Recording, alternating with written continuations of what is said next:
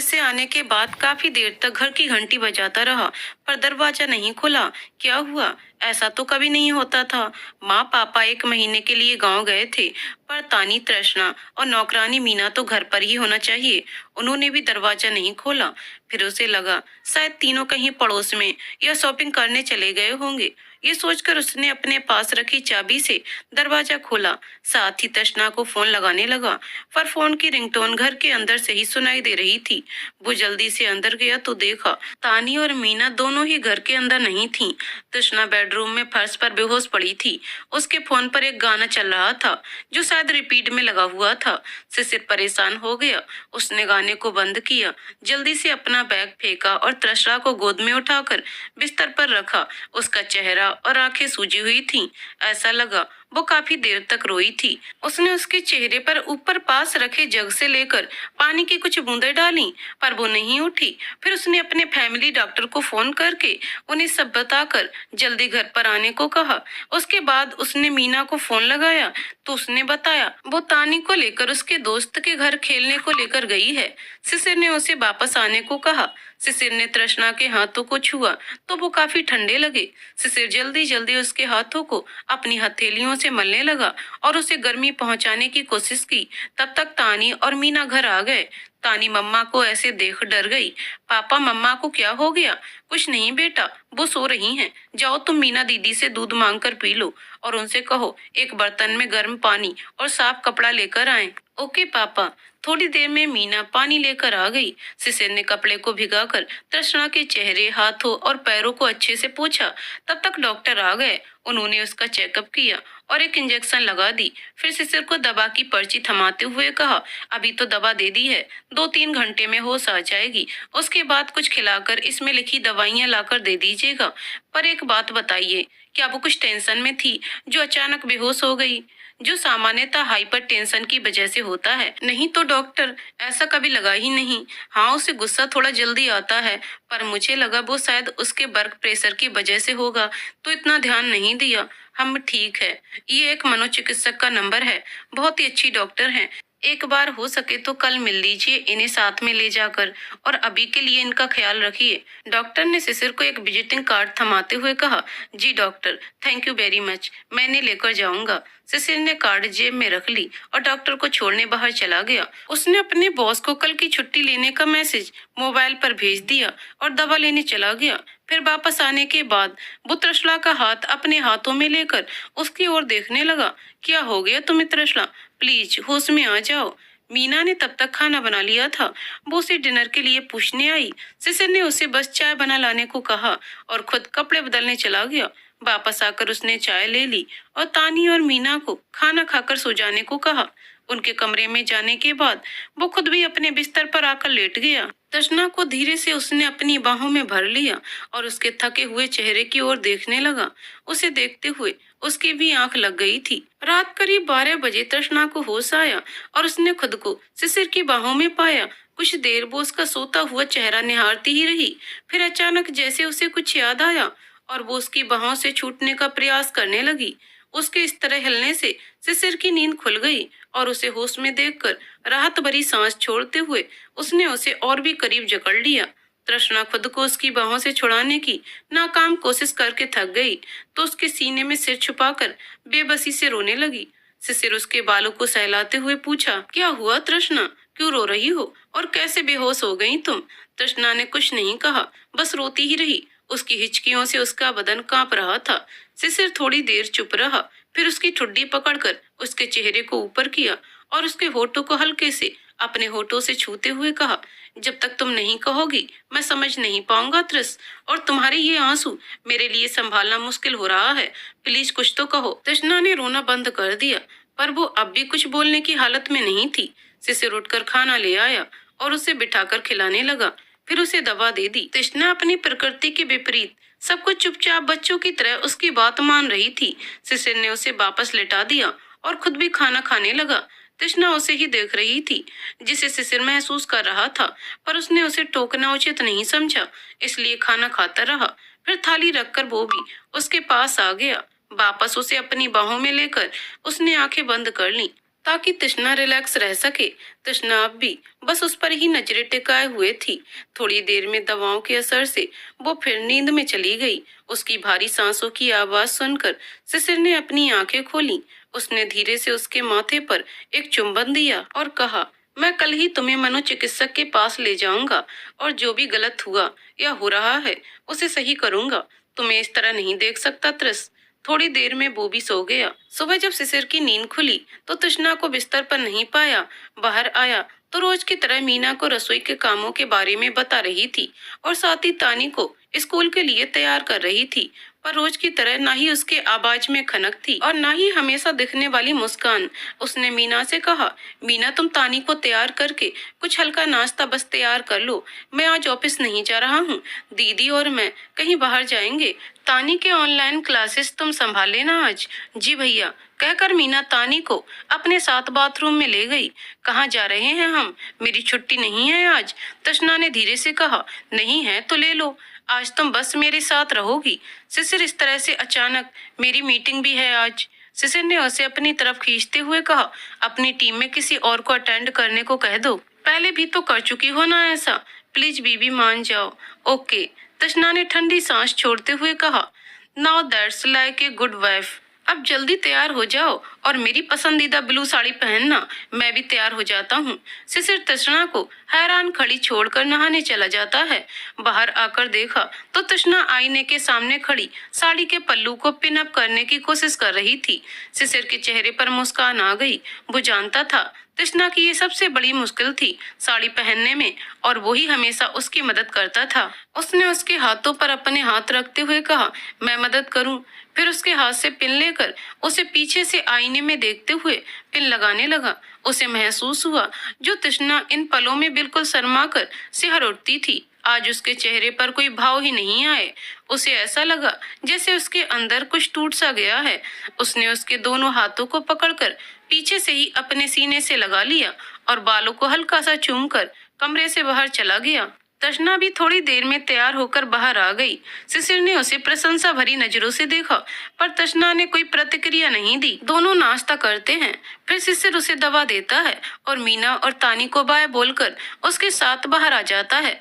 फिर वो और तृष्णा कार में बैठ जाते हैं। शिशिर कार चलाते हुए तृष्णा को बीच बीच में देख रहा था, जो खिड़की से बाहर झांक रही थी।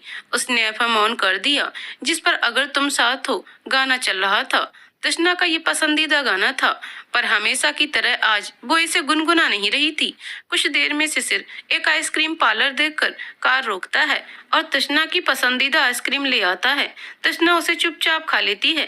शिशिर को उसकी चुप्पी बिल्कुल बर्दाश्त नहीं हो रही थी। ये आइसक्रीम तो वो बिना वाह वाह किए कभी खाती ही नहीं थी। शिशिर फिर से कार चलाने लगता है और डॉक्टर सविता, जो एक जानी पहचानी मनोचिकित्सक थी, उसके क्लिनिक पहुंचता है। कार रोककर वो उतरता है और तृष्णा की तरफ का दरवाजा खोलकर उसे भी उतरने को कहता है। तृष्णा उतर जाती है।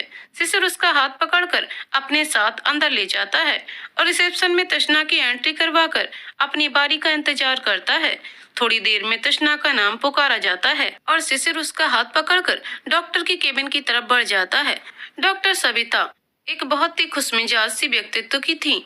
उसने तृष्णा का बहुत ही गर्मजोशी से स्वागत किया और सामने रखी कुर्सियों पर दोनों को बैठने को कहा। शिशिर ने उन्हें पिछली रात की घटना और आज के उसके व्यवहार के बारे में बताया। ये भी बताया आजकल वो ज्यादा गुस्सा करने लगी थी, जिसे वो नॉर्मल ही रोजमर्रा की टेंशन समझकर नोटिस नहीं किया। जब तक शिशिर उन्हें ये बातें बता रहा था, डॉक्टर की आंखें तृष्णा पर ही जमी हुई थी। वो शिशिर की हर बात पर उसके रिएक्शन को नोट कर रही थी। उसके रिफ्लेक्सेस उन्हें साफ दिख रहे थे। शिशिर की बात खत्म होने पर उन्होंने उसे बाहर जाकर इंतजार करने को कहा। शिशिर तृष्णा के हाथ पर हाथ रखकर थोड़ा दबाया और कहा, मैं बाहर ही हूँ। तृष्णा ने अपना सिर हिला दिया और वो बाहर चला गया। उसके बाहर जाने के बाद डॉक्टर ने तृष्णा से पूछा, कैसा लग रहा है आपको अब? ठीक हूँ। क्या हुआ था कल और कैसे हुआ? शिशिर से तो सुन चुकी हूँ, पर अब आपसे आपके बारे में सुनना चाहती हूँ। कब शुरू हुआ इस तरह की टेंशन आपको? तृष्णा की नजरें नीचे झुकी हुई थीं, पर उसका हाथ टेबल पर रखे पेपर बेड पर था, जिसे वो घुमा रही थी। वो वहां से भाग जाना चाहती थी। शिशिर कहाँ है? मुझे यहाँ क्यों छोड़ गए? क्या मैं उन्हें पागल दिख रही हूँ? डॉक्टर तृष्णा के मन के विचारों से अनभिज्ञ नहीं थी। उन्होंने कहा, बहुत लोगों का आज भी मानना है कि मनोचिकित्सक के पास सिर्फ पागल ही जाते हैं, पर ऐसा नहीं है।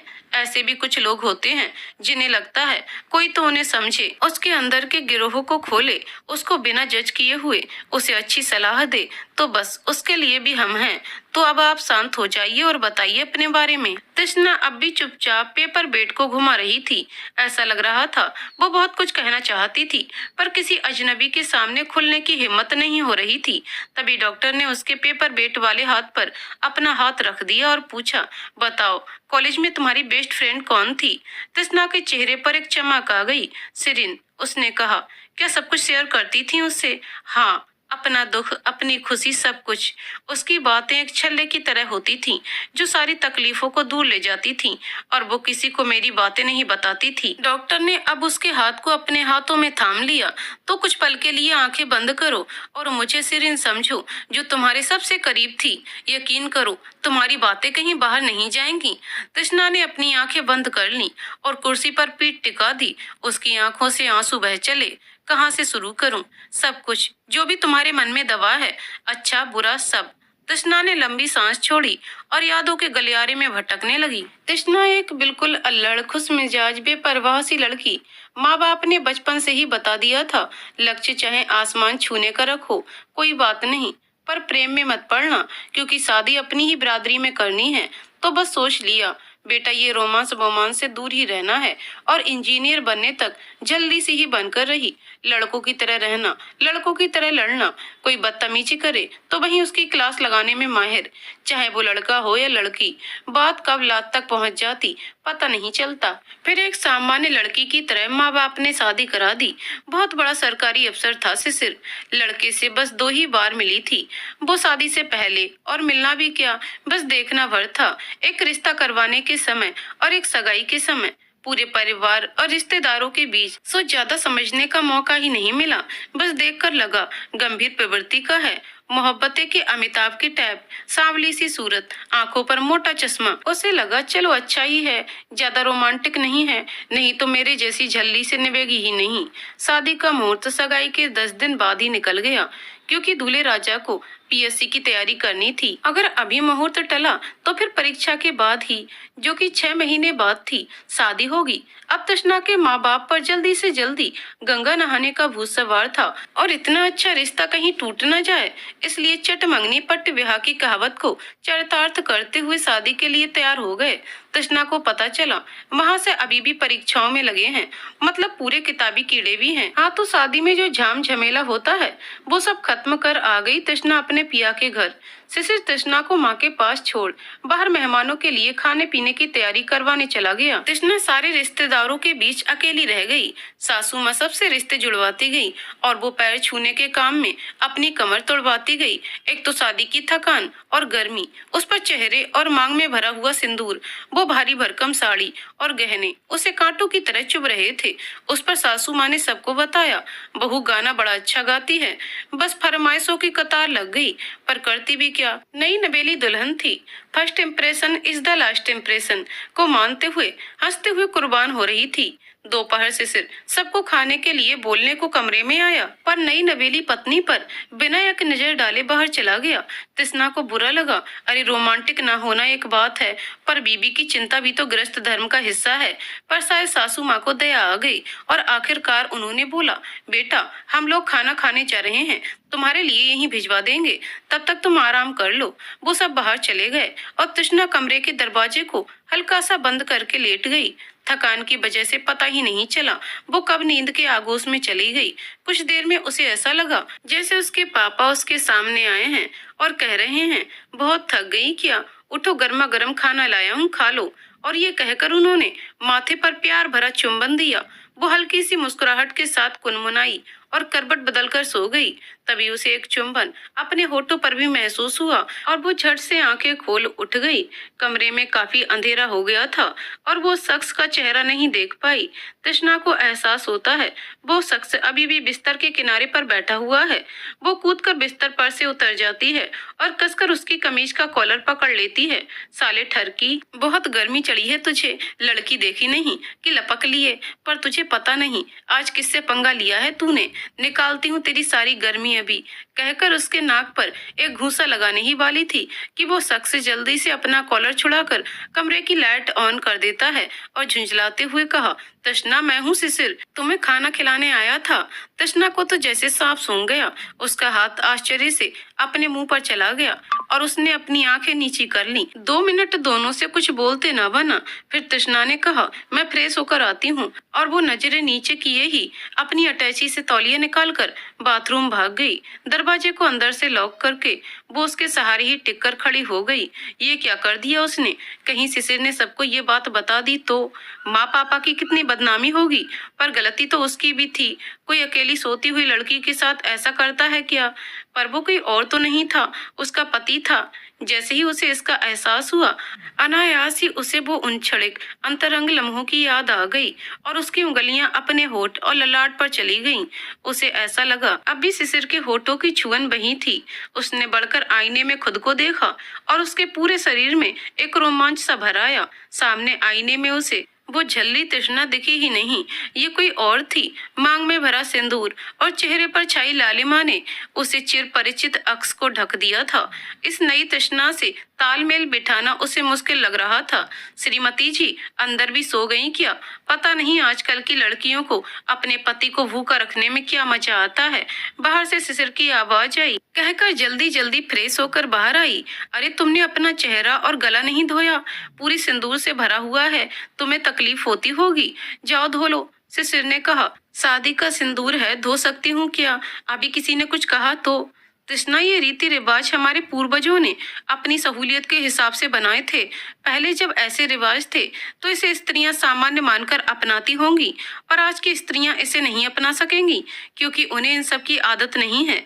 इसलिए जाओ और धोकर आओ। किसी ने कुछ कहा भी तो फिर से थोड़ा सा लगा लेना। तृष्णा अच्छे से चेहरा साफ करके वापस आई। अब वो थोड़ा बेहतर महसूस कर रही थी। बाथरूम से बाहर आकर देखा तो सिसिर ने कमरे का दरवाजा अंदर से बंद कर रखा था। ये आपने दरवाजा क्यों बंद कर दिया, तृष्णा ने घबराते हुए पूछा।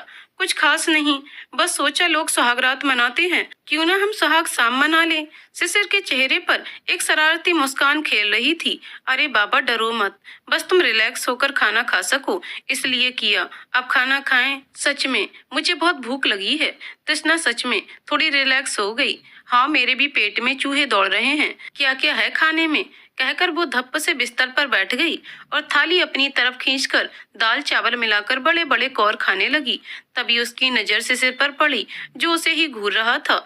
उसके हाथ रुक गए। आपने भी खाया नहीं अब तक, आपकी थाली कहाँ है, ले आइए। सोचा तो था खा लूं, पर फिर लगा आज अकेले खा लिया तो बीबी जिंदगी भर ताने मारेगी। बहुत बार आकर देख गया कि अब उठेगी अब उठेगी, पर सासा सुनने लगता है कुंभकर्ण से शादी कर दी मेरी। सोने में भी और खाने में भी एक ही प्लेट लेकर आया था कि दोनों के लिए काफी होगा। अब तो बाहर खाना भी खत्म हो गया होगा। पहले ही दिन पति को भूखा रख रही हो, पता नहीं आगे जिंदगी कैसे कटेगी। सिसिर ने रोनी सूरत बनाते हुए कहा तो तृष्णा ठा के मारकर हंस पड़ी। फिर कहा, बहुत सीरियस होने की जरूरत नहीं, भूख बहुत जोर से लगाई थी तो ध्यान नहीं रहा, इतनी भी कुंभकर्ण नहीं मैं। ये खाना सच में बहुत ज्यादा है मेरे लिए, आइए बैठकर खा लीजिए। तृष्णा थाली नीचे बिस्तर पर रखकर एक तरफ खिसक गई। सिसिर भी बिस्तर पर ही बैठकर साथ में खाने लगा। अचानक खाते खाते सिसिर ने बाएं हाथ से तृष्णा के कौर भरे हाथों को थाम लिया और कहा, तृष्णा क्या मुझे अपने हाथों से खिलाओगी प्लीज। तृष्णा सिहर सी गई। उसके लिए ये सब एक नया एहसास था। उससे कुछ कहते ना बना, बस चेहरे पर फिर से लालिमा छा गई और उसने अपना कौर भरा हाथ सिसिर की तरफ बढ़ा दिया। सिसिर ने जानबूझ उसकी ओर देखते हुए धीरे धीरे उस कौर को खत्म किया। तृष्णा की पलकें बिल्कुल नीचे जम सी गई थीं। बस बस, ज्यादा रोमांटिक होने की जरूरत नहीं, वो मुझे तुम्हारा मिक्स किया हुआ खाना ज्यादा अच्छा दिख रहा था तो मांग लिया। सिसिर ने उसे शर्म से उबारने की कोशिश करते हुए कहा और तृष्णा उसे घूरने लगी। हाय ये बड़ी बड़ी आंखें, डुबो ना दे मुझे। शिशिर ने सीने पर हाथ रखते हुए आह भरी। तृष्णा ने झट से नजरें नीची कर लीं और शिशिर हंसता हुआ बाथरूम की ओर हाथ धोने चला गया। तृष्णा ने भी बचा हुआ खाना जल्दी जल्दी खत्म कर लिया और थाली रसोई में रखने को दरवाजा खोलने लगी। तभी शिशिर ने उसकी सिटकनी पर रखे हाथ पर हाथ रखते हुए कहा, इतनी भी क्या जल्दी है मुझसे दूर भागने की? और दूसरे हाथ से थाली लेकर पलंग के नीचे सरका दी। जाओ बाथरूम में हाथ धो लो, उसने कहा। तृष्णा बाथरूम में चली गई। हाथ धोते हुए खुद को फिर से आईने में देखा। सर पर हाथ मारते हुए खुद से कहा, तृष्णा हो क्या गया तुझे? कहाँ तू हमेशा बेपरवाह सी लड़की थी, फिर क्यों उसकी हर बात पे प्रतिक्रिया दे रही है, वो भी इस तरह? सुधर जा, इससे पहले कि ये इंसान तुझे पागल कर दे। और ये शिशिर को भी क्या हो गया है? कहाँ तू इतना सीरियस लग रहा था और कहाँ इसके मिजाज ही खत्म नहीं हो रहे हैं और इतना रोमांटिक। हे भगवान, तृष्णा तू तो गई। अरे भाग्यवान, मुझसे बात करने के लिए बाहर जाने से रोका था, खुद से नहीं। शिशिर जो बाथरूम के दरवाजे पर ही जाने कब से खड़ा था ने कहा।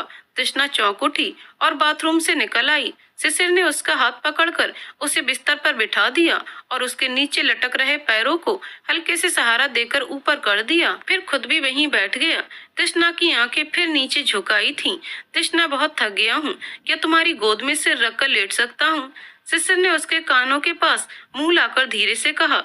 तृष्णा के कुछ जवाब देने से पहले ही उसने आगे कहा, वो क्या है कि अभी 1 घंटे पहले तुम्हारा शेरनी वाला रूप देख चुका हूँ, तो सोचा पहले इजाजत ले लेता हूँ, वरना शादी के पहले ही दिन अस्पताल नहीं पहुँचना चाहता।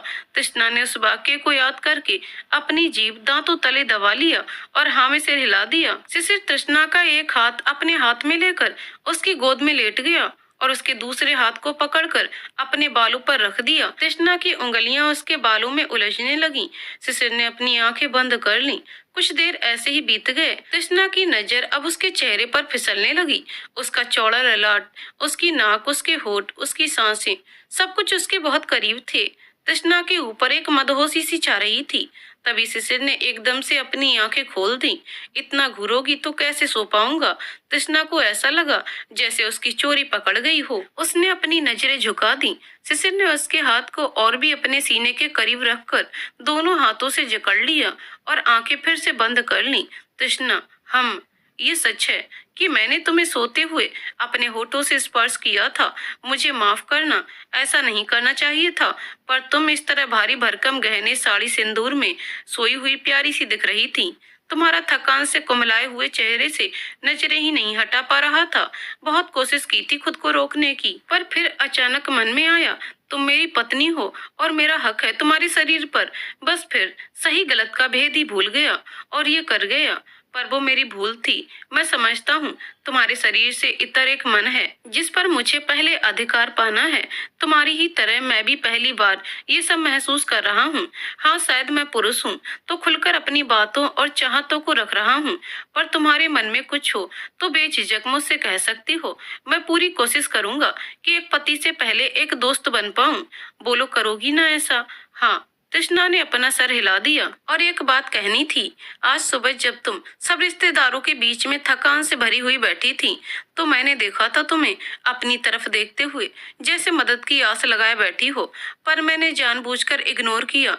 शिशिर के इतना कहते ही तृष्णा की उंगलियां जो शिशिर के बालों में फिसल रही थीं, रुक गईं। शिशिर ने आंखें खोलकर उसकी तरफ देखा, पर जानती हो, ये रिश्तेदार सिर्फ आज के लिए ही हैं, फिर शायद सालों साल नहीं मिलेंगे। उनके पास रहेंगी बस तुम्हारी यादें कि इतनी पढ़ी लिखी इंजीनियर होकर भी शिशिर की बहू कितनी अच्छी थी। और मुझे विश्वास था कि तुम ऐसा कुछ नहीं करोगी जिससे उनका दिल टूटे। मुझे अच्छा लगा कि तुमने उस विश्वास को बरकरार रखा, सो उसके लिए थैंक यू। ये कहकर उसने उसका हाथ धीरे से चूम लिया। तृष्णा की उंगलियां फिर से शिशिर के बालों में खेलने लगीं और शिशिर ने फिर से आंखें बंद कर लीं। थोड़ी देर सब कुछ शांत था, सिवाय तृष्णा और शिशिर की धड़कनों के जो एक अलग ही साज बना रहे थे। तभी शिशिर ने कहा, तृष्णा, जिस आवेग में मेरे होठों ने तुम्हारे होठों को स्पर्श किया, सोचा था कि ये उन्माद इसके बाद शांत हो जाएगा, पर जाने क्यों ये प्यास कम होने के बजाय और बढ़ गई। पर मैं अपनी तरफ से आगे नहीं बढ़ूंगा जब तक तुम्हारा दिल स्वयं इसकी इजाजत ना दे। शिशिर की बातें सुनकर तृष्णा के दिलो दिमाग में जैसे भूचाल आ गया। क्या करे? दिल ने कहा, सच्ची तो है, जब पति पत्नी बन गए हैं तो इस दूरी की क्या जरूरत। दिमाग ने कहा, बेटा इन सब चक्करों में पड़ी तो लुटिया डूबी समझो। इन दोनों के झगड़ों के बीच तृष्णा की नजर शिशिर की शांत और सांवले चेहरे पर पड़ी, जिसकी आंखें अब भी बंद थीं, पर चेहरे पर हल्की स्मृति की छाया सी दिख रही थी। और वो दिलो दिमाग के द्वंद्व को भूल गई। उसने भी अपनी आंखें बंद की और उस चेहरे पर झुक सी गई। शिशिर तो तृष्णा की आशा के बिल्कुल विपरीत निकला। तृष्णा अब भी शिशिर के चेहरे पर झुकी हुई थी। शिशिर अपने माथे पर उसके होठों के स्पर्श को महसूस कर रहा था। उसने अपना हाथ उसके सर के पीछे लगाया और उसे अपनी तरफ खींचते हुए उसके होठ ऊपर कर लिए और प्रेम सुधा का रसपान करने लगा। तृष्णा एक पल के लिए कसमसाई, फिर शांत हो गई। वो दोनों इस अंतरंग पलों को जी रहे थे कि किसी ने दरवाजे के बाहर से खटखटाया। तृष्णा झट से शिशिर का सिर बिस्तर पर पटक कर नीचे खड़ी हो गई। उसके होंठ थरथरा रहे थे। शिशिर ने खींचते हुए अपनी आंखें खोली और लेटे हुए ही पूछा, कौन है? भैया मैं हूँ। माँ ने आप दोनों को नहा धोकर नीचे बुलाया है। माता रानी के मंदिर जाना है, माथा टेकने को। जल्दी आ जाइए। ये शिशिर की छोटी बहन मृणाल की आवाज थी। हाँ आ रहे हैं। शिशिर उठकर बैठ गया। तुम एक काम करो, यहाँ नहा लो, मैं भैया के कमरे में नहा लेता हूँ। वो अपने कपड़े निकालकर बाहर जाने लगा। तभी तृष्णा ने उसका हाथ पकड़ लिया। क्या हुआ बीबी? मन नहीं भरा? शिशिर उसके नजदीक आ गया। तृष्णा ने अपना तौलिया उठाया और उसके ठुड्डी पर लगे सिंदूर को पोंछकर उसे मुस्कुराते हुए दिखाया। ओह ये, हाँ तो ठीक है ना। दुनिया को भी पता चलना चाहिए कि मेरी बीबी मुझे कितना प्यार करती है। वो अपना माथा खुजाते हुए कहने लगा, फिर उसे जोर से गले लगाकर चला गया। तृष्णा हतप्रभ सी थोड़ी देर खड़ी रह गई। शिशिर फिर से दरवाजे से अंदर झांका। बीबी अभी के लिए इतना ही, बाकी का रोमांस रात के लिए बचा कर रखते हैं। जाओ जल्दी नहा लो। तृष्णा चौंक गई। बाहर झांक कर देखा तो वो जा चुका था। उसने भी अपने कपड़े निकाले और नहाने चली गई। नहाकर वो बहुत ही हल्का महसूस कर रही थी। तैयार होकर वो साड़ी पहनने लगी, पर उसे पल्लू में पिन नहीं लग रहा था। तब तक शिशिर भी कमरे में आ गया। दोनों एक दूसरे को देख ठिठक गए। सुनिए, आप थोड़ा मृणाल को बुला देंगे? ये साड़ी की पिन लगानी थी, मुझसे लगती ही नहीं है। तृष्णा ने वापस अपना ध्यान साड़ी पर देते हुए कहा, मैं कोशिश करूं। वो आगे बढ़ाया था। उसके हाथ से पिन लेकर वो पीछे से खड़े होकर लगाने लगा। तृष्णा की गर्दन पर उसकी सांसें टकरा रही थीं। उसने मदहोशी में अपनी आंखें बंद कर लीं। पिन लग चुका था, पर जैसे ही शिशिर ने आईने में तृष्णा के चेहरे को देखा, उसने उसे पीछे से ही खुद से चिपका लिया और उसकी उंगलियां उसकी गर्दन, कंधे और हाथों पर फिसलने लगे। शिशिर ने तृष्णा का चेहरा अपनी ओर घुमाने को हुआ कि मृणाल आधम की। ओहो, दिन दहाड़े रोमांस। हम नीचे आप लोगों का इंतजार करके सूख रहे हैं और आप लोग, उसने खिंचाई करते हुए कहा। तृष्णा जल्दी से अलग हो गई और शर्माती हुई बोली, हम तैयार हैं मृणाल, चलिए। ऐसे नहीं, दोनों पहले एक साथ खड़े होइए। मृणाल दोनों को साथ में लाते हुए कहा। ओहो, नजर न लग जाए किसी की। उसने फिल्मों की नकल करते हुए दोनों की बलैयां ले ली। मृणाल, अभी हो गया तेरा, या मार खाना है? शिशिर ने झुंझलाते हुए कहा। हे भगवान, भाई तो आज से ही पराया हो गया। पता नहीं आगे दिन कैसे गुजरेंगे। उसने नाटकीय ढंग से अपना हाथ दिल पर रखकर कहा, अभी बताता हूँ तुझे। शिशिर उसकी चोटी खींचने लगा। आ भैया, भैया माफ करो, अब नहीं करूंगी। माँ बुला रही है, जल्दी चलो। तृष्णा उनके नोक-झोंक का आनंद लेते हुए हंस रही थी। शिशिर मृणाल को छोड़ दिया और तीनों सीढ़ियों से उतरने लगे। पूरा परिवार माता रानी के दर्शन को जा रहा था। मंदिर पहुंचकर सासू माँ ने दोनों से पूजा की विधि करवाई। फिर सब वापस घर आ गए। काफी देर हो चुकी थी, इसलिए वापस आकर खाना खाकर सब सोने चले गए। मृणाल भाभी के लिए खाना कमरे में ही लेकर आ गई थी। वो खाना रखकर जा रही थी, फिर रुककर तृष्णा से बोली, अच्छे से खा लीजिएगा भाभी, रात के लिए जरूरत होगी।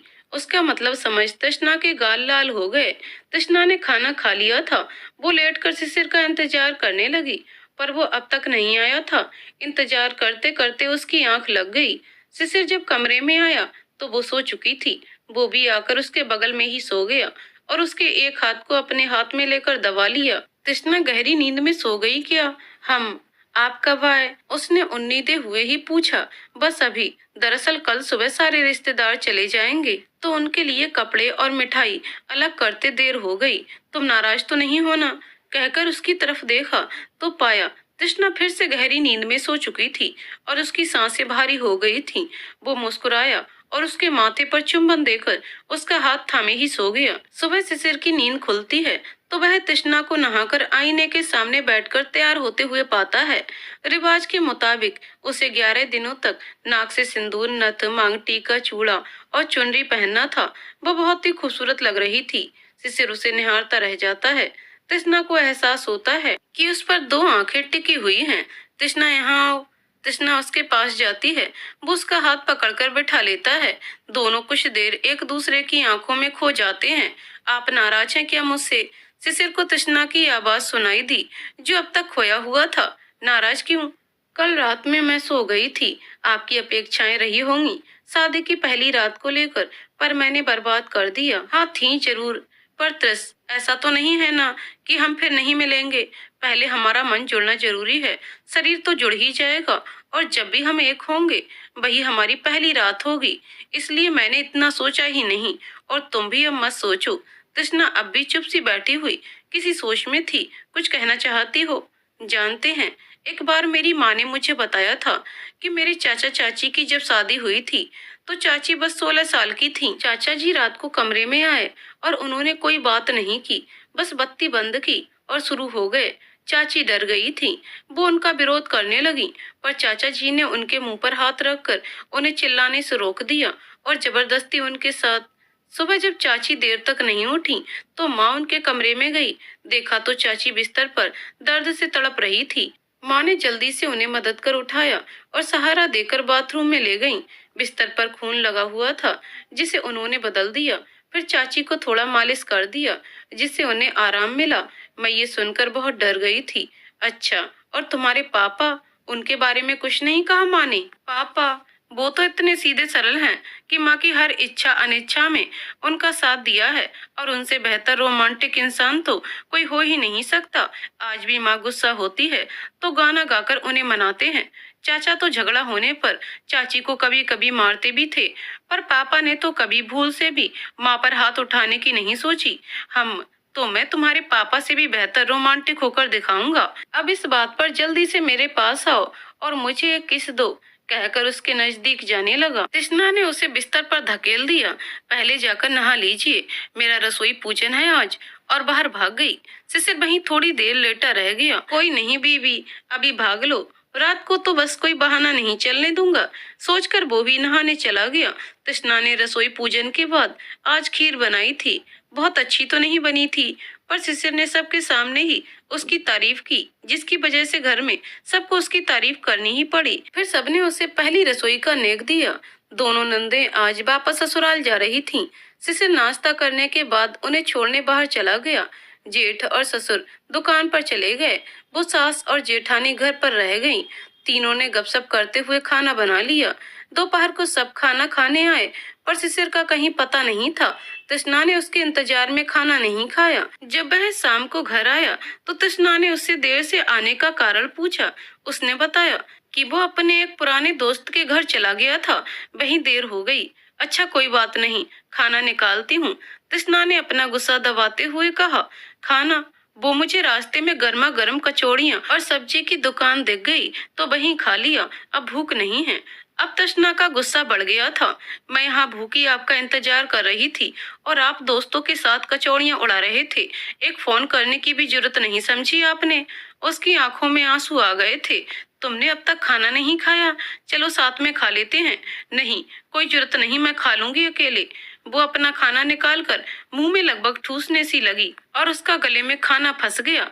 वो खांसने लगी थी। शिशिर दौड़कर उसके लिए पानी ले आया और पिलाने लगा, साथ ही उसकी पीठ भी सहलाने लगा। थोड़ी देर में वो नॉर्मल हुई तो शिशिर तृष्णा के आगे दोनों कान पकड़ते हुए कहा, माफ कर दो, अब ऐसा नहीं होगा। दरअसल मैं भूल गया था कि मेरी शादी हो गई और घर में कोई मेरा इंतजार कर रहा होगा। अब मैं अपना सैटेलाइट हमेशा ऑन रखूंगा, प्लीज मान जाओ। देखो, मैंने कान भी पकड़ लिए। तृष्णा को उसकी बातें सुनकर हंसी आ गई। वो अब शांत हो चुकी थी और अपना खाना आराम से खा रही थी। अच्छा सुनो, अब इजाजत हो तो मैं थोड़ा दुकान की तरफ चला जाऊं। जब तक यहाँ हूँ पापा को थोड़ी मदद मिल जाएगी। तृष्णा ने हाँ में सिर हिला दिया और शिशिर चला गया रात को वापस आते हुए उसने तृष्णा के लिए फूलों का गजरा खरीद लिया। कमरे में पहुंचकर देखा तो तृष्णा ऊकर सी होकर बिस्तर पर सोई हुई थी और उसका हाथ अपने पेट को पकड़ा हुआ था। उसका पूरा शरीर कांप रहा था, जैसे वो किसी दर्द में हो। शिशिर घबरा गया। क्या हुआ त्रिस? उसके माथे पर हाथ रखते हुए कहा। मेरा शुरू हो गया। पहला दिन है तो बहुत दर्द हो रहा है। शिशिर एक पल को कुछ समझ नहीं पाया, पर जैसे ही समझा वो हाथ के फूलों को एक तरफ रख जल्दी से एक गर्म पानी का पैक ले आया और उसकी कमर के नीचे रख दिया और उसे सीधा सोने को कहा। फिर उसके पास लेटकर माथे को सहलाने लगा। थोड़ी देर में तृष्णा को राहत महसूस हुई और वो सो गई। शिशिर उसे सोता देख कमरे से बाहर चला गया। खाना खाकर वापस कमरे में आया तो तृष्णा अभी भी सो रही थी। शिशिर उसका हाथ थामकर उसके ही बगल में सो गया। आधी रात को तृष्णा की नींद खुली तो शिशिर को अपने बाजू में सोता हुआ पाया। बिखरे बाल, भारी सांसें, वो बहुत ही प्यारा दिख रहा था। उसने बढ़कर उसका माथा चूम लिया। उसके चुंबन से शिशिर की नींद खुल गई। उसने उसकी तरफ प्यार से देखा। कैसा है अब दर्द? काफी बेहतर। थैंक यू और सॉरी, ये दोनों किस लिए? थैंक यू मेरे दर्द के निवारण के लिए, और सॉरी ये 4 दिन हम कुछ। शिशिर ने उसके होठों पर अपनी उंगलियां रख दी। तृष्णा, क्या मैं बीमार होऊंगा तो तुम मेरे लिए नहीं करोगी? पति पत्नी का तो रिश्ता ही है, साझेदारी का। और रही बात इन दूरियों की, तो तुम इतना क्यों सोच रही हो इस बारे में? मैंने कहा ना, वो मेरे लिए प्राथमिकता नहीं है अभी, इसलिए इन दोनों ही शब्दों की जरूरत नहीं है मुझे। हाँ, अगर तुम्हें मन हो रहा है तो हम अभी भी सोच सकते हैं, शिशिर ने शरारत के साथ कहा। बदमाश! तृष्णा ने उसके सीने पर जोर से मुक्का मारने के लिए हाथ उठाया। शिशिर ने उसके हाथ पकड़कर सीने पर ही दबा लिया और अपना होठ उसके चेहरे के नजदीक लाकर उस पर अपनी सांसें छोड़ते हुए धीरे से कहा। और ये किसने कहा हम अभी प्यार नहीं कर सकते? ये कहते हुए उसके होठों पर अपने होठ रख दिए। तृष्णा का चेहरा गर्म हो गया था। उसने अपनी आंखें बंद कर ली। थोड़ी देर ऐसे ही रहने के बाद शिशिर ने उसे छोड़ दिया और बिस्तर से उठ गया। तृष्णा की आंखें अब भी बंद थीं, पर उसे बिस्तर पर खालीपन सा महसूस हुआ। उसने अपनी आंखें खोली तो देखा शिशिर फूलों का एक गजरा लिए उसके बालों की तरफ झुक रहा था। उसने उसके बालों में गजरा टांग दिया और उन्हें अपनी नाक से सहलाते हुए उसकी महक को अपने अंदर भर लिया। फिर उसकी कमर के नीचे रखे पानी की थैली, जो ठंडी हो चुकी थी, को निकाल दिया और बिस्तर पर लेटकर तृष्णा को हौले से अपनी ओर खींचकर अपनी बाहों में भरकर सीने से लगा लिया। वो उसके बालों को सहला रहा था और साथ ही उसके कान और गर्दन में अपने दूसरे हाथ की उंगलियां घुमा रहा था। तृष्णा बहुत ही कांप रही थी। इस एहसास को वो समझ नहीं पा रही थी, पर उसे अच्छा लग रहा था। तभी उसे शिशिर की आवाज सुनाई दी। तृष्णा, फिल्मों और कहानियों में प्यार करने का मतलब बस वही बताते हैं जो शारीरिक सुख से जुड़ा हो, पर सच्चाई इससे अलग होती है। ना तुम चाहोगी कि पहली रात में तुम्हारी वो स्थिति करूं जिसका डर तुम्हारे मन में बैठा है, और न ही मैं चाहूंगा कि हमारे मिलन की रात को मैं एक दुस्वप्न बना दूं। जानती हो, मैं तुम्हें प्यार करता हूं और तुम्हें उस प्यार का एहसास कराना चाहता हूं। फिर आगे की सोचेंगे, ठीक है? हम तृष्णा ने जवाब दिया। उसकी बातें और उसकी उंगलियां उस पर जादू सा कर रही थीं। शिशिर हर लिहाज से तृष्णा के लिए उसके साथ खड़ा था। वो उसे अपने बहुत करीब महसूस कर रही थी। इस साथ से अधिक दोनों को ही इस समय एक दूसरे से कोई चाहत ना थी। तृष्णा और शिशिर एक दूसरे की बाहों में एक दूसरे की छुअन को महसूस करते हुए पूरी रात बिता देते हैं। इस तरह की एक दूसरे के साथ ये 4 दिन कैसे निकल जाते हैं पता ही नहीं चलता। ये उनका साथ में आखिरी दिन था। दोनों को अब एक दूसरे की आदत हो चुकी थी, पर उन दोनों की नौकरी 2 अलग शहरों में थी और उन्होंने शादी से पहले ही तय किया था कि तृष्णा वापस जाकर शिशिर के शहर में स्थानांतरण के लिए दूसरी नौकरी ढूंढेगी। उससे पहले वो अपनी नौकरी नहीं छोड़ेगी। लेकिन आज दोनों ही बहुत उदास थे। वो एक दूसरे का साथ नहीं छोड़ना चाहते थे। तृष्णा समझ नहीं पा रही थी कि उस जैसी अलमस्त लड़की को क्या हो गया जो इस 6 दिन के रिश्ते के लिए तड़प रही है। सुबह सब नाश्ता करके अपने अपने काम पर लग गए। शिशिर और तृष्णा कमरे में आ गए थे। वो बिस्तर के किनारे पर बैठ गया और तृष्णा बाथरूम चली गई। वापस आकर देखा शिशिर अब भी उसी तरह बैठा हुआ था। तृष्णा उसके पास आ गई, उसके कंधे पर हाथ रखा। क्या हुआ शिशिर? हम मिलेंगे ना हर सप्ताह अंत में। प्लीज ऐसे उदास मत होइए, मुझे भी आपसे दूर जाना अच्छा नहीं लग रहा है। शिशिर ने अपने दोनों हाथों से उसकी कमर को चारों तरफ से जकड़ लिया और उसके सीने में मुंह छुपाते हुए कहा, तो मत जाओ ना। और फिर उसकी तरफ आशा भरी नजरों से देखा। पर शिशिर, मेरी नौकरी? तृष्णा ने अपनी आंखें बड़ी करते हुए पूछा। उसे शादी से पहले यही डर लगता था कि उसका होने वाला पति उसके काम को बराबरी का दर्जा नहीं दे पाएगा। नहीं नहीं, मुझे गलत मत समझो। देखो, मेरे बस में होता तो मैं छोड़कर आ जाता, पर फिर ये सरकारी नौकरी दोबारा नहीं मिलेगी मुझे। लेकिन मेरे शहर में सॉफ्टवेयर जॉब्स की कमी नहीं है और तुम अभी फ्रेशर हो, इतने अच्छे कॉलेज से हो, तुम्हारे लिए ज्यादा आसान होगा मूव करना। ये बस मेरी सलाह और इच्छा है। पर अगर तुम्हें पसंद नहीं तो जो हमने सोच रखा है वही करेंगे। यकीन करो, मुझे बिल्कुल बुरा नहीं लगेगा। तृष्णा थोड़ी देर सोचते हुए इस ऑप्शन को तौलने लगी। शिशिर की नजर उस पर ही टिकी थी, उसके जवाब के इंतजार में। ठीक है, मुझे भी यही सही लग रहा है, पर अभी मैं वापस जाकर ऑफिस में त्याग पत्र दूंगी और उसके रिलीज करने के बाद ही वापस आऊंगी। सच में बीबी, तुम आ जाओगी मेरे पास? मैं तुम्हारी पूरी मदद करूंगा दूसरी नौकरी ढूंढने में, घर का काम, पढ़ाई, जो कहोगी। हाँ बाबा, आऊंगी। अब तो हंस दीजिए, तृष्णा ने उसके बालों में उंगलियां घुमाते हुए कहा। शिशिर के चेहरे पर मुस्कान आ गई। चलो इस बात पर कहीं बाहर चलते हैं, वैसे भी तुमने ये शहर नहीं देखा है। तुम तैयार हो जाओ, कहकर वो बाहर चला गया। तृष्णा अब भी सोच रही थी कि उसने सही निर्णय लिया। फिर एक लंबी सांस छोड़कर वो तैयार होने चल दी। दोनों माँ को बताकर घूमने को निकल पड़े। शिशिर बहुत खुश था। वो उसे अपना बचपन का शहर, बचपन की गलियां दिखा रहा था। तृष्णा उसे खुश देखकर खुश हो रही थी, पर अब भी उसे अंदर ही अंदर अपना निर्णय कचोट रहा था। खैर, पूरा दिन बिताकर वो शाम को घर वापस आए।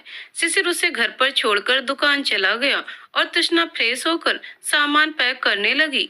रात काफी हो गई थी, पर शिशिर अब तक नहीं आया था। तृष्णा ने उसे फोन लगाया, पर वो आउट ऑफ नेटवर्क बता रहा था। घर पर सब खाना खाकर सोने चले गए। तृष्णा भी अपने कमरे में आ गई। वो बिस्तर पर लेटकर उसका इंतजार करने लगी और उसकी आंख लग गई। तभी उसे शिशिर के कदमों की आवाज सुनाई दी। वो कमरे में दाखिल हुआ। उसके कदम लड़खड़ा रहे थे। तृष्णा झट से उठकर खड़ी हो गई और उसकी तरफ आश्चर्य से देखा। अरे बीबी, तुम अभी तक सोई नहीं? अच्छा ही है, अब अच्छी बच्ची की तरह मेरे पास आओ। शिशिर की आवाज लड़खड़ा रही थी। क्या हुआ, वहाँ क्यों खड़ी हो? अच्छा रुको, मैं ही आता हूँ। शिशिर लड़खड़ाते कदमों से उसके करीब आने लगा। वो उसकी दोनों बाहें पकड़कर अपनी ओर खींचने लगा। तृष्णा डर से कांप रही थी। शिशिर के कपड़ों और मुंह से शराब की बदबू आ रही थी। वो उसके चेहरे के और करीब आता गया। तभी तृष्णा ने पूरा जोर लगाकर उसे अपने से परे धकेल दिया और पीछे दीवार से चिपक गई। शिशिर बिस्तर पर गिर गया। वो फिर से उठने की हालत में नहीं था। उसके पैर हवा में ही लटके थे और वह अब भी कुछ बड़बड़ा रहा था। थोड़ी देर में वो सो गया। तृष्णा के लिए ये सब एक बुरे सपने के जैसा ही लग रहा था। उसे यकीन नहीं हुआ कि ये वो ही शिशिर है जिसे वो पिछले 6 दिन से जानती है, जिसने उसे हाथ पकड़कर प्रेम की राह पर चलना सिखाया, जिसने उसे दूसरों के बारे में सोचना सिखाया, जिसके लिए उसने अपने भविष्य को दांव पर लगा दिया और अपना सब कुछ छोड़ने को तैयार हो गई। उसका असली रूप ये है। वो वहीं नीचे बैठकर घुटनों पर सिर रखकर रोने लगी। तृष्णा रोते रोते अपने आगे के भविष्य के बारे में सोचने लगती है। क्या माँ पापा को फोन करके बताऊं, उन पर क्या बीतेगी? वो सोच सोच कर और भी दुखी हो रही थी। पर नहीं, वो चुप नहीं बैठेगी। वो नहीं बर्दाश्त करेगी ये सब। जब वो आज ही ये दिन दिखा रहा है तो आगे आगे क्या होगा? कल सुबह ही माँ को सब बता दूंगी, ये रिश्ता खत्म कर दूंगी। जैसे ही उसने रिश्ता खत्म करने का सोचा, उसके दिल के टुकड़े टुकड़े हो गए। उसने शिशिर की तरफ देखा। ये पहला इंसान था जिसे उसने खुद के इतने करीब आने दिया। कैसे कर सका वो ऐसा? क्या उसे? तृष्णा अपने ख्यालों में गुम ही थी कि शिशिर की हा हा करके ठहाके मारने की आवाज सुनाई दी। वो उठ बैठा था और तृष्णा की तरफ देख रहा था। तृष्णा डर से दीवार से चिपक गई थी। देखा तो वो अब भी हंसी जा रहा था। वो बिल्कुल सदे कदमों से आकर उसके पास बैठ गया। त्रस, कैसा लगा मेरा मजाक? बुद्धू बनाया, बड़ा मजा आया, कहते हुए वह ताली बजाने लगा। तृष्णा अब भी स्तब्ध सी बैठी थी। क्या सच है, क्या झूठ, वो समझ ही नहीं पाई। पर वो शराब की महक वो मैंने एक शराब की दुकान से बोतल खरीद कर थोड़ा कुल्ला कर लिया और थोड़ा कपड़े पर डाल दिया और तुम बन गई बुद्धू। हा हा हा, ये मजाक था। इतना घटिया, छी। इतनी सी देर में मैंने क्या क्या नहीं सोच लिया। ए बीबी, मुझे छोड़कर जाने का तो नहीं सोच लिया ना? कहते हुए शिशिर ने उसके हाथों को पकड़ना चाहा, पर तृष्णा उन्हें छुड़ाकर उसी हाथों से ताबड़तोड़ मारने लगी। आप ऐसा कैसे कर सकते हैं मेरे साथ? मैंने किसी को अपने इतने करीब नहीं आने दिया था, और आप इतने पास आकर इतना बड़ा दर्द देने चले थे मुझे। वो अब भी उसे मार ही रही थी और रोए जा रही थी। शिशिर ने उसके दोनों हाथ पकड़ लिए और उसे गले से लगा लिया। सॉरी सॉरी सॉरी, दोबारा नहीं करूंगा। मैंने तो बस मजाक करने की सोचा था, सोचा ही नहीं तुम इतनी गंभीरता से ले लोगी। मैं तो रात भर ये नाटक जारी रखने का सोचा था, पर तुम इतना रो रही थी कि मैं हार गया। तृष्णा उससे अब भी छूटने का प्रयास कर रही थी, पर शिशिर ने उसे कसकर जकड़ रखा था, जिसकी वजह से वो हिल भी नहीं पा रही थी। थोड़ी देर में वो थक कर शांत हो गई, तो शिशिर ने भी उसे उसकी बाहों को दोनों हाथों से पकड़कर उसे खुद से अलग कर उसके चेहरे की तरफ देखा। उसका चेहरा अब भी आंसुओं से भीगा हुआ था। उसने उसके आंसुओं को भरे गाल पर अपने होठ रख दिए। तृष्णा सिहर उठी। ये क्या कर रहे हैं आप? उसने धीरे से पूछा। वही जो इन 6 दिनों में नहीं कर पाया। इजाजत है? उसके होठ अब उसके चेहरे पर घूम रहे थे। हम, पर इस शराब की बदबू के साथ नहीं। पहले नहा कर आइए। तृष्णा पर भी एक खुमारी छा रही थी, पर शराब की महक उससे बर्दाश्त के बाहर हो रही थी। क्या यार, रहने दो ना, कल नहा लूंगा पक्का। वैसे भी हरबंस राय बच्चन ने इसे शराब नहीं, मधु बताया था। तो मधु यामिनी की बेला में मधु से कैसी दूरी? वो उसकी गर्दन पर झुकाया था और उसकी बातों में शरारत झलक रही थी।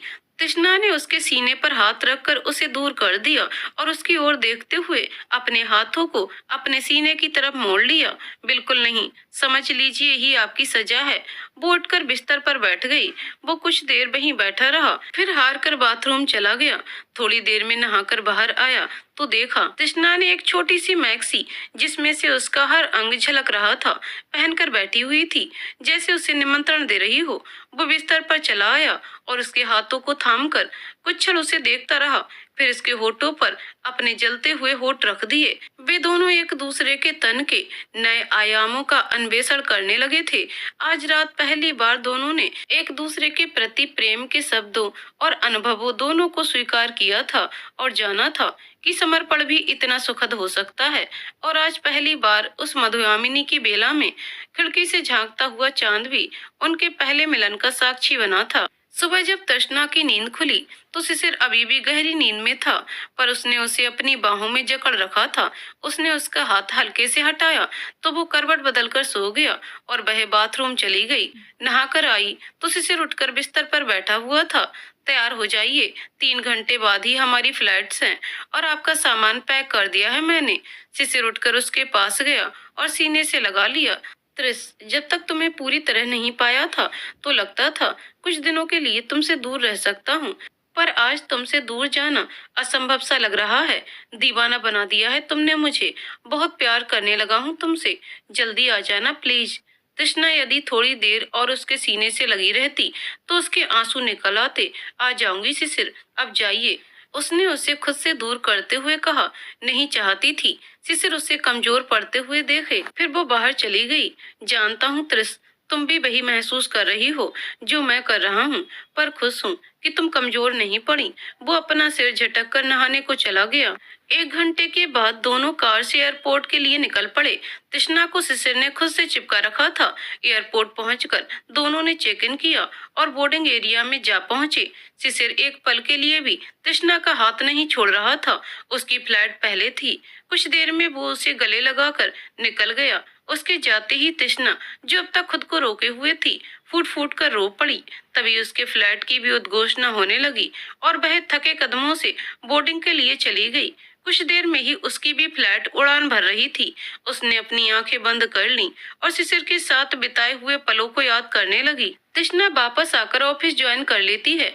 जरूरी काम निपटाने के बाद वो माँ को फोन करती है और नौकरी छोड़ने के निर्णय को बताती है और उसकी राय पूछती है। उसकी माँ कुछ देर चुप रहने के बाद कहती है, तृष्णा, तुम अब बड़ी हो चुकी हो, अपना भला बुरा खुद समझ सकती हो, इसलिए ज्यादा कुछ नहीं कहूंगी। बस बेटा, कोई ऐसा काम मत करना जिससे बाद में तुम्हें पछताना पड़े।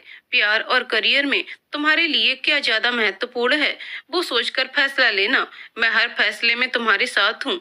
तृष्णा ने फोन रख दिया और सोच में पड़ गई। उसे भरोसा था खुद पर कि शिशिर के शहर में उसे नौकरी मिलने में कोई दिक्कत नहीं होगी। आखिर बहुत बड़ा सॉफ्टवेयर हब है वो। उसने निर्णय लिया और त्याग पत्र ईमेल कर दिया। चूंकि वो एक फ्रेशर थी और ज्वाइन किए 6 महीने ही हुए थे, इसलिए उसे आसानी से रिलीज कर दिया गया और बस 10 दिनों का नोटिस पीरियड सर्व करना था। उसने शिशिर को फोन पर ये बात बताई। शिशिर एक मीटिंग अटेंड कर रहा था, इसलिए अपनी खुशी ज्यादा व्यक्त नहीं कर पाया, पर वो बहुत खुश था। उसने बाद में फोन करने को कहकर कॉल काट दी। तृष्णा भी फोन रखकर बाकी काम पूरा करने लगी। शिशिर वापस जाकर बहुत व्यस्त हो गया था।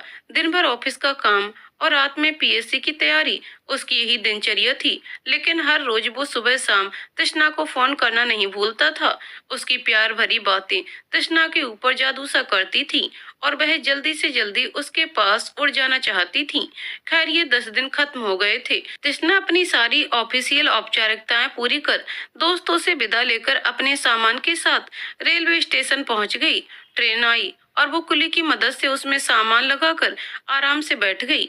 ये रात की ट्रेन थी जो उसे दोपहर तक पहुंचाने वाली थी। इस बीच शिशिर के कई कॉल्स आ चुके थे। वो उसे लेने के लिए स्टेशन आने वाला था। तृष्णा खिड़की से बाहर झांकते हुए उस शहर को पीछे छूटते देखने लगी, जो 1 साल से उसका घर था, जहाँ उसकी बहनें रहती थी, जिनके यहाँ बेरोक टोक वो कभी भी अधिकार से जाती रहती थी। अब तो बस मेहमान की तरह ही आना होगा। उसने लंबी सांस छोड़ते हुए सोचा। रात काफी हो चुकी थी। वो साथ में लाया हुआ खाना खाकर सो गई। सुबह उठी तो 8 बज रहे थे। फोन चेक किया तो शिशिर का संदेश पड़ा हुआ था और इंतजार नहीं होता तरस। अब भी हमारे बीच 4 घंटे की दूरी है। तृष्णा के चेहरे पर उसके उतावलेपन को महसूस कर हंसी आ गई। वो उठकर फ्रेश होने चली गई। वापस आकर चाय वाले से एक चाय लेकर पी ली। नाश्ता करते हुए उसने शिशिर को फोन लगाया। उससे बातें करने के बाद वो समय काटने के लिए लैपटॉप ओपन करके एक फिल्म देखने लगी। करीब 12:30 बजे वो गंतव्य स्टेशन पर पहुंच गई थी। उसने अपना सारा सामान ट्रेन के दरवाजे के पास ही लगा दिया था और बाहर झांकने लगी। उसे शिशिर दिख गया था। ट्रेन रुकने के बाद वो उतरी और सामान उतारने लगी। शिशिर भी तब तक पहुंच गया और सारा सामान उतार लिया। फिर उसने इधर उधर देखा और तृष्णा को जोर से गले लगा लिया। तृष्णा शर्म से लाल हो गई। हे भगवान, ये इंसान कहीं पर भी शुरू हो जाता है।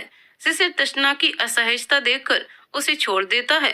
तृष्णा सामान उठाने लगती है तो शिशिर उसे सिर्फ उसका हैंडबैग देकर नाटकीय अंदाज में झुकते हुए कहता है, मैडम, आपका ये फ्री कुली आपकी सेवा में हाजिर है। कृपया आप कष्ट ना करें। और वो सारा सामान खुद ही उठाने लगता है। लेकिन ये बहुत सारा सामान है, आप अकेले कैसे उठाएंगे? ये आप ना सोचे मैडम, आप अपनी ऊर्जा कुछ और चीजों के लिए बचा कर रखिए, उसने शरारत से कहा। तृष्णा के कान उसकी बात सुनकर गर्म हो गए। शिशिर सच में सारा सामान खुद ही उठाकर आगे बढ़ने लगा। वो उसके पीछे पीछे लग गई।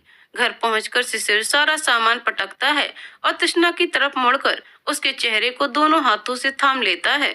वो जैसे ही उसके होठों को चूमने के लिए आगे बढ़ता है, तृष्णा उसके होठों पर अपना हाथ रखकर उसे रोक देती है और शरारत से कहती है, अरे पहली बार दुल्हन अपने घर आई है, ये क्या तरीका है स्वागत करने का? आरती उतारो, घर दिखाओ, ये नहीं कि आते ही शुरू हो गए। अरे वो भी कर लेंगे, पहले इनका रस तो चखने दो, इतने दिनों बाद मिला है। नहीं, अभी नहीं, मैं पहले घर देखूंगी, नहाऊंगी, खाना खाऊंगी, फिर कुछ और। वो भी आज पूरी शरारत के मूड में थी। हम शिशिर ने झुंझलाते हुए कहा, चलो। फिर उसने उसे घर दिखाया। 2 बेडरूम, किचन का खुला खुला सा फ्लैट था। फर्नीचर तो ज्यादा नहीं थे, पर सुंदर था। उसके बाद वो कपड़े निकाल कर नहाने चली गई। वापस आने पर देखा शिशिर खाना गर्म कर रहा था। हम तो जनाब खाना भी बना लेते हैं। सही है, वो प्रभावित हो गई। शिशिर खाना गर्म कर हॉल में ले आया और नीचे चटाई बिछाकर थाली लगा दी। तृष्णा ने खाना एक ही थाली में निकाल लिया। दाल, चावल और गोभी की सब्जी बनाई थी शिशिर ने। वो खाना खाने लगी। शिशिर हाथ रोके उसे ही देख रहा था। बहुत ही अच्छा खाना बनाया है, आप भी खाइए ना। तृष्णा ने उसे अपनी ओर देखते हुए पाया। शिशिर ने कुछ नहीं कहा, बस देखता ही रहा। अब क्या चाहिए इस इंसान को? तृष्णा को समझ नहीं आया। फिर 2 पल में उसे समझ में आया और उसने उसे अपने हाथ का कौर उसकी तरफ बढ़ा दिया, जिसे शिशिर ने खुश होकर खा लिया। यार, तुम्हारे हाथ के खाने का मजा ही अलग है, अब तुम ही खिलाओ मुझे। वो सच में एक बच्चे की तरह उसके हाथ से खाना खा रहा था। खाना खाने के बाद दोनों बिस्तर पर आ गए। देखो, अब घर देख लिया, नहा लिया और खाना भी खा लिया। अब तो पास आ जाओ, मुझे बहुत नींद आ रही है। इतना अच्छा खाना खाने के बाद अभी सोते हैं ना? तृष्णा ने अंगड़ाई लेते हुए कहा। बस बहुत हुई शराफत। शिशिर ने उसे पकड़कर उसके होठों को अपने होठों से बंद कर दिया और वो दोनों प्यार के सागर में साथ साथ गोते लगाने लगे। तृष्णा की नींद खुलती है तो देर शाम हो चुकी होती है। वो शिशिर को कमरे में नहीं पाती है। वो उठकर दूसरे कमरे में झांकती है। शिशिर कुर्सी पर बैठकर टेबल पर सर झुकाए पढ़ाई कर रहा था। तृष्णा उसके पीछे से उसके गर्दन के चारों तरफ दोनों बाहें घेर कर उस पर झुक जाती है। आप सोए नहीं? अरे उठ गई तुम? 1 महीने में ही परीक्षा है, बहुत पढ़ाई करनी है। बल्कि तुम भी पढ़ाई शुरू कर दो अपनी नौकरी के लिए। दोनों साथ में पढ़ेंगे तो ज्यादा केंद्रित हो पाएंगे। खैर, चाय बनाऊं?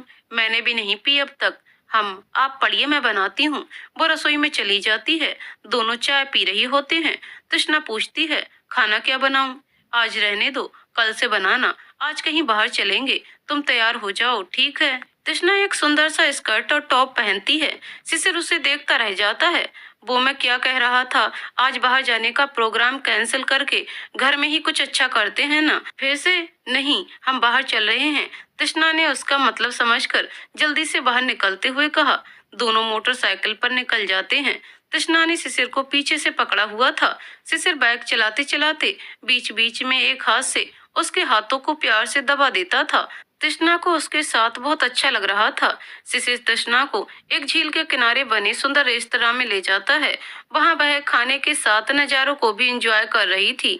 उस पर शिशिर का साथ एक अलग ही रंग भर रहा था। खाना खाकर वो झील के किनारे ही टहलने लगे, हाथों में हाथ और झील से आती हुई ठंडी हवा उस माहौल को और भी रोमांटिक बना रहा था। कुछ देर टहलने के बाद दोनों वापस घर की ओर चल दिए। शिशिर की सुबह जल्दी उठने की आदत थी। वो रोज सुबह उठकर दूसरे कमरे में जाकर पढ़ाई करता था। दूसरे दिन तृष्णा उठी तो उसे बिस्तर पर नहीं देखकर दूसरे रूम में चली गई और उससे पूछा, क्या नाश्ता बनाऊं? पराठे बना लो। वो फ्रेश होकर नाश्ता बनाने चली गई। बनाने के बाद शिशिर के लिए लंच पैक कर दिया। तब तक शिशिर भी नहाकर आ गया था और उसे नाश्ता निकालने को कहकर तैयार होने चला गया। शिशिर को नाश्ता अच्छा लगा। वो नाश्ता करके उसे पढ़ने को कहकर ऑफिस चला गया। तृष्णा भी नहाकर पूजा कर नाश्ता कर लेती है। तब तक काम वाली आ जाती है। वो उसे काम समझाकर पढ़ने बैठ जाती है और साथ ही नौकरी के लिए अपना प्रोफाइल भी अपडेट कर रही थी और आवेदन भी कर रही थी। शाम को शिशिर वापस आता है और उसे पानी पूरी खिलाने को ले जाता है। रात को डिनर करके दोनों सो जाते हैं। दूसरे दिन सुबह सुबह तृष्णा उससे फिर नाश्ते का मेनू पूछती है और वह पराठे बनाने को कहता है। फिर से पराठे? तृष्णा चौंक उठी। अरे यार, 1 साल पहले हमारे पड़ोस में मेरे एक दोस्त की नई नई शादी हुई थी। उसके घर से हर सुबह घी के पराठे की खुशबू आती थी और साला एक दिन भी खाने को नहीं बुलाता था। तब मैं सोचता था, खाओ साले खाओ, मेरा भी एक दिन आएगा जब मेरी शादी होगी। और अब मेरा दिन आ गया, अब मैं भी रोज पराठे खाऊंगा। तृष्णा अपना सर पीटते हुए वहां से चली गई। उनके दिन कुछ ऐसे ही बीत रहे थे। शिशिर हमेशा आश्चर्यों से भरा होता था। कभी अचानक ऑफिस से जल्दी आ जाना, कभी उसे बाहर ले जाना, कभी ऑफिस से लंबे लंबे प्यार भरे मैसेज करना, ये सब उसकी आदतों में शुमार था। कभी कभी वो उसे खाना पैक करके रखने को कहता और अचानक उसे पिकनिक के लिए ले जाता, जहाँ प्रकृति के बीच बैठकर वो दोनों एक दूसरे के साथ वक्त बिताते थे। घर पर रहते हुए भी जब वो रसोई में काम कर रही होती तो अचानक से पीछे से उसे गुदगुदी कर या गर्दन पर किस करके भाग जाता था। कभी आधी पकी सब्जी का गैस बंद कर जबरदस्ती गोद में उठाकर बेडरूम में ले जाता था और उसके रोम रोम में अपना प्रेम भर देता था। कभी सुबह सुबह वो सो रही होती थी तो बिस्तर पर ही उसके लिए चाय बनाकर ले आता था और उसे प्यार से उठाता था। कभी वो छुट्टी के दिन तृष्णा को रसोई में घुसने ही नहीं देता था और खुद खाना बनाने लगता था। ऐसे ही कितने ही तरीकों से वो व्यस्त जिंदगी से प्यार के छोटे छोटे पल चुरा कर उसमें रंग भरना अच्छे से जानता था। तृष्णा भी उसके साथ बहना सीखने लगी थी और उसे पता ही नहीं चला कि शिशिर कब उसके दिल की गहराइयों में उतर गया। तृष्णा और शिशिर की शादी को 1 महीना पूरा हो गया था, पर शिशिर ये सेलिब्रेट करने के लिए उसे कहीं बाहर नहीं ले जा पाया, क्योंकि कुछ दिनों बाद ही उसकी परीक्षाएं थीं। तृष्णा ही बाहर से केक और गुब्बारे लाकर घर पर ही उसके साथ ये खुशी मनाती है। उस रात डिनर के बाद शिशिर कमरे में पढ़ने चला जाता है। थोड़ी देर बाद तृष्णा को उसकी जेठानी का फोन आता है। वो उसे शादी का 1 महीना पूरा होने की बधाई देती है। फिर उससे कहती है कि खुशखबरी सुनाने में देर ना करें। वैसे भी शिशिर की शादी काफी देर से हुई है। तृष्णा इसके लिए तैयार नहीं थी। अभी अभी तो शादी हुई थी। वो पहले अपना जॉब लेकर एक मुकाम हासिल करना चाहती थी, ताकि वो अपने पैरों पर खड़ी हो सके और जरूरत पड़ने पर अपने माँ पापा का सहारा बन सके, वैसे ही जैसे एक बेटा करता है। उसे ये भी लगा कि ये उसका और शिशिर का फैसला होना चाहिए, इसलिए उसने साफ कह दिया कि उसने इस बारे में अभी सोचा नहीं है। इसके बाद थोड़ी देर और बात करके फोन काट देती है, लेकिन वो डर गई थी। वो भले ही 25 साल की युवती थी, पर घर में सबसे छोटी बेटी होने के कारण वो हमेशा लाड़ में पली थी। शाम को शिशिर वापस आता है तो वो फोन पर बातें कर रहा होता है। मालूम पड़ा वो सास से ही बात कर रहे थे और बातों की दिशा भी बच्चे की तरफ ही थी। शिशिर बस हाँ हूँ किए जा रहा था। तृष्णा को लगा वो भी सास की बातों से इत्तेफाक रखता है, इसलिए कुछ नहीं कह रहा, और वो भी घबरा जाती है। अपनी घबराहट छुपाने के लिए रसोई में चाय बनाने चली जाती है। शिशिर बातें खत्म कर फोन काटता है और कपड़े बदलने चला जाता है। वापस आकर वो तृष्णा के हाथों से चाय ले लेता है। उसका ध्यान उसके चेहरे पर पड़ता है, जो मुरझाया हुआ सा लग रहा था। क्या हुआ तृष्णा? उसने प्यार से पूछा। आप माँ से बच्चा प्लान करने के बारे में बात कर रहे थे। हाँ, तो मैं अभी नहीं तैयार हूँ। मैं तो अभी खुद बच्ची हूँ, दूसरे बच्चे को क्या संभालूंगी। वो लगभग रो ही पड़ी थी। तो ठीक है, अभी नहीं करेंगे, जब तुम तैयार होगी तब करेंगे, उसने शांत स्वर में कहा। तो आपने माँ को कुछ कहा क्यों नहीं? मुझे लगा आप भी उनसे सहमत हैं और आपको भी बच्चा अभी ही चाहिए। शिशिर उसका हाथ पकड़कर बिस्तर पर बैठ जाता है और उसे अपनी गोद में बिठाकर गले से लगा लेता है। हाँ, ये सच है कि मुझे भी बच्चा चाहिए, पर वो हम दोनों की आपसी सहमति से प्लान करेंगे, किसी और के दखलंदाजी से नहीं। और जहाँ तक माँ से कुछ कहने का सवाल है, तो वो उस जमाने से हैं जब शादी के बाद अगला कदम बच्चा ही होता था। वो हमारी बात नहीं समझ पाएंगी और मैं सीधा मना करके उनका दिल नहीं दुखाना चाहता था, इसलिए कुछ नहीं कहा। लेकिन इस बात से हमारे निर्णय पर कोई असर नहीं होगा, इतना भरोसा रखो मुझ पर। इसलिए माँ क्या कहती है, भाभी क्या कहती हैं, इन बातों को दिल से निकाल दो। तृष्णा के दिल से मानो एक बोझ उतर गया था। उसने जोर से शिशिर के गिर्द अपनी बाहें कस दी। तो पत्नी जी, सारी शंकाओं का नाश हो गया हो तो अपने पतिदेव को खाना खिला दो। बहुत भूख लगी है और रोमांस से पेट भरेगा नहीं, इसलिए उसे रात के लिए ही रहने देते हैं। तृष्णा खिलखिला पड़ी। अभी लाती हूँ, उसने उठते हुए कहा। शिशिर ने वापस उसे अपनी ओर खींचकर उसके होठों को छूते हुए कहा, ऐसे ही हंसा करो, जो भी दुविधा हो मन में रखने के बजाय बेझिझक कहो। ओके ओके बॉस, कहकर तृष्णा रसोई में चली गई। कुछ दिनों के बाद शिशिर की परीक्षाएं खत्म हो गई थी। उन दोनों ने शिमला जाने का कार्यक्रम बनाया। वहां से लौटकर आने के बाद तृष्णा जी जान से अपनी पढ़ाई में लग गई और इंटरव्यूज देने लगी, पर कहीं ना कहीं कुछ कमी रह जाती थी कि उसे अब तक नौकरी नहीं मिल पाई थी। इस तरह से 1 साल निकल गया। उस पर शिशिर का ऑफिस का काम बहुत बढ़ गया था। ऑफिस के काम से अक्सर दूसरे शहरों में जाने लगा। अकेलेपन और नाकामयाबी की वजह से तृष्णा डिप्रेशन में रहने लगी थी। कभी सिर दर्द से परेशान, तो कभी यूं ही बैठे बैठे रोना। उसने कहीं बाहर जाना भी छोड़ दिया था। शिशिर उसकी इस हालत का जिम्मेदार खुद को समझ रहा था, क्योंकि उसने ही उसे नौकरी छोड़ने की राय दी थी। वो उसे बहुत समझाने की कोशिश करता, उससे कहता कि उसके पास जो भी है सब उसका ही है और वो उसे जैसे चाहे जिस पर चाहे खर्च कर सकती है। लेकिन उसे अपनी जिंदगी भर की मेहनत और सपने जाया होते दिख रहे थे, जो वह बर्दाश्त नहीं कर पा रही थी। उसका डिप्रेशन देखकर एक दिन शिशिर ने उससे कहा, तुम वापस अपनी पुरानी कंपनी में क्यों नहीं अप्लाई करती? वो चौंक गई। शिशिर, ये आप क्या कह रहे हैं? फिर हम दोनों को अलग होना पड़ेगा, जिसके लिए मैंने ये नौकरी छोड़ी थी। आप क्या रह लेंगे मेरे बिना? त्रिस, जब हम तुम्हारी नौकरी छोड़ने को राजी हुए थे तो लगा नहीं था कि इतनी मुश्किल होगी। अब जब हो रही है तो हमारे पास कोई और रास्ता नहीं है। तकलीफ तो होगी, पर तुम्हारे सपने टूटने की तकलीफ से कम होगी।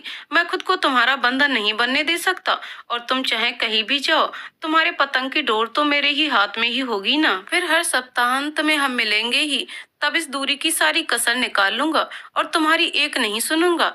तृष्णा शिशिर के इस बड़प्पन के आगे नतमस्तक हो गई थी। उसने उसे कसकर गले लगा लिया। तृष्णा ने अपनी पुरानी कंपनी में फोन किया और वो उसे वापस लेने को तैयार हो गए।